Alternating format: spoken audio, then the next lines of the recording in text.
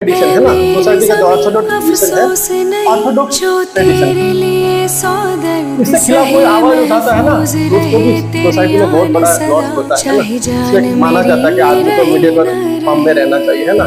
बड़े बड़े मतलब फिलोसोफर साइंटिस्ट है ना, उन्होंने इसके खिलाफ उठाया, जैसे गैलीलियो थे, है ना, उन्होंने कहा कि ये हीलियोसेंट्रिक मॉडल है, पर किसी ने माना नहीं, तो उनको भी मार दिया गया, है ना।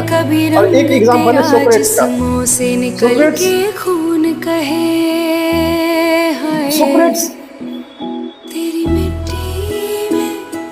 एक ग्रीक फिलोसोफर था, है ना। इसने कहा कि नहीं, सोसाइटी में कोई भी चीज होता है तो उसमें रीजनिंग होना चाहिए, मतलब कोई भी चीज डिस्कशन डेलिब्रेशन से ही होगा। और किसी का भी अगर सोल्यूशन निकालना डिस्कशन डेलिब्रेशन के थ्रू ही होगा, कोई भी किसी का भी मतलब डायरेक्ट नहीं चलेगा।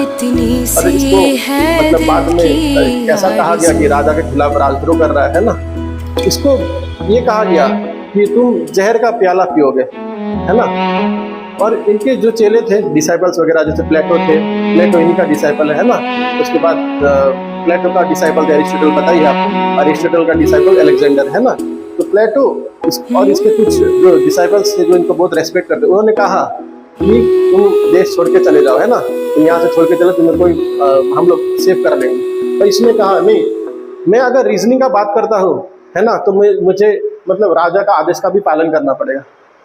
तो इन्होंने क्या किया, अपना जहर का प्याला वो पी के वहीं पे उन्होंने अपना जान दे दिया, है ना। तो इसी के लिए कहा जाता है कि सोसाइटी में अगर कोई बड़ा बदलाव लाना चाहता है तो उसे भी मतलब सोसाइटी का ब्रंट सहना पड़ेगा, है ना।